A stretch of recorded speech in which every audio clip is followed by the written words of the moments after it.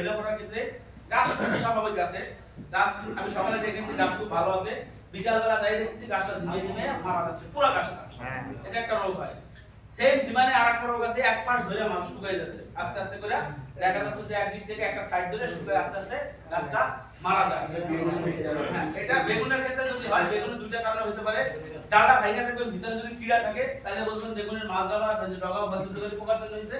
আর যদি ভিতরে কোনো কীড়া না থাকে ডালের ভিতরে তাহলে বুঝবেন এটা ডিজিজ, মানে শর্টকাট জনিত সমস্যা। এখন তারপরে নেক্সট হলো ভাইরাস।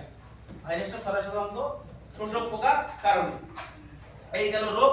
আর ক্ষতিকর পোকা বলতে যেহেতু শোষক পোকার কারণে ভাইরাস হয়, শোষক পোকা একটা গ্রুপ, ক্ষতিকর আরেকটা হলো ফল ছিদ্রকারী পোকা।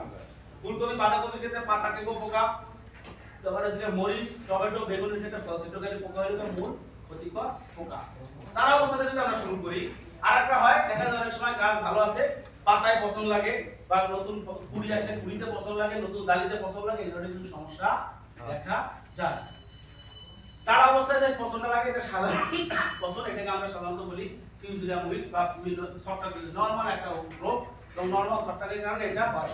এই উইল্টিংটা আগে আমাদের এই জমিতে বা কোনো কৃষি জমিতেই ছিল না, কারণ কি আমাদের জমিতে একটা উপকারী ছত্রাক ছিল, নাম হলো ট্রাইকোডার্মা।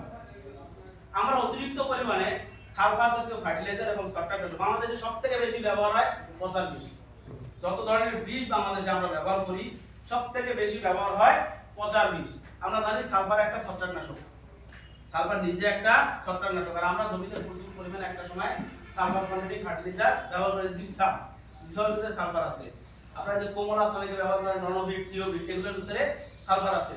এবার আমরা বিভিন্ন সময় সালফার কন্টেন্ট ছত্রাকনাশকও ব্যবহার করি। এইজন্য আমাদের একটা যেটা লেখা হলো আমরা আমাদের জমিতে ছত্রাকনাশক বেশি সবথেকে বাংলাদেশে ব্যবহৃত হয়, যার কারণে হয় জমিতে যে উপকারী যে ছত্রাকগুলো ছিল এগুলো এখন আর পাওয়া যায় না। এই ট্রাইকোডার্মা যেটা বললাম এটা আমাদের জমি থেকে সংগ্রহ করা, আপনাদের প্রাকৃতিক থেকে প্রকৃতি থেকে সংগ্রহ করা। বাংলাদেশ কৃষি বিশ্ববিদ্যালয়ের গবেষকরা এটাকে একটা মানে উপকারী উপাদান হিসেবে বাইর করছে। আমরা এটা কমার্শিয়ালি বাজারজাত করি, নাম হচ্ছে ট্রাইকোডার্মা, আর আমাদের কমার্শিয়াল নাম হচ্ছে বায়োডার্মা। এটা দুইটা ফরম্যাটে আমরা বাজারজাত করি, একটা হলো সলিড ফরম্যাটে 1 কেজি প্যাকেট, আর একটা হলো পাউডার ফরম্যাটে স্প্রে করার জন্য। এটা সলিড ফরম্যাটে ব্যবহার করি।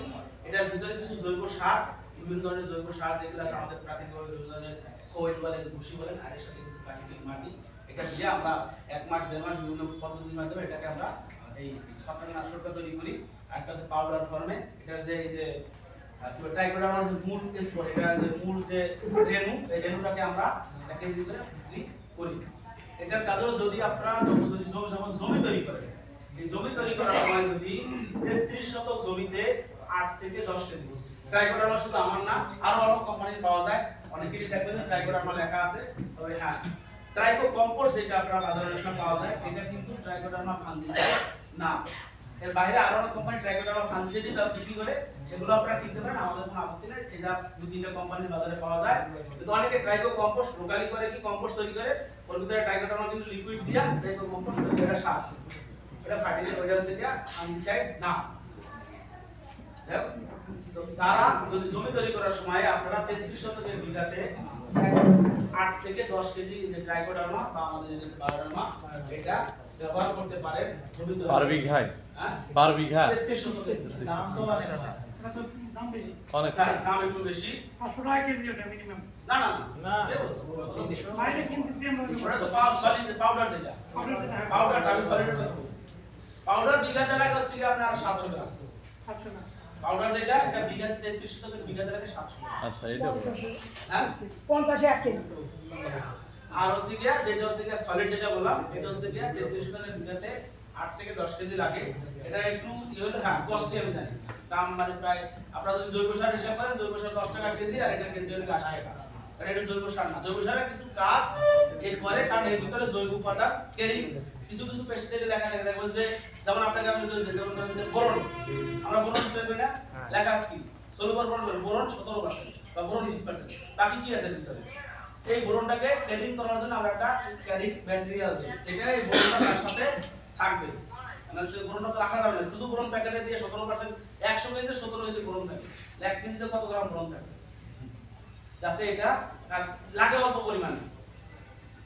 বোরনটা তো লাগে অল্প পরিমাণে, মানে আমি 117 গ্রাম বা 170 গ্রাম বোরন খুব বেশি না, তখন দেখা যাবে যে এটা মানে দুধ এবং এইসব জিনিসগুলোকে দ্রুত বাতাসের সাথে কি করে, রিঅ্যাকশন করে, যার কারণে এগুলোর সাথে ক্যারিং ম্যাটেরিয়াল দেওয়া হয়।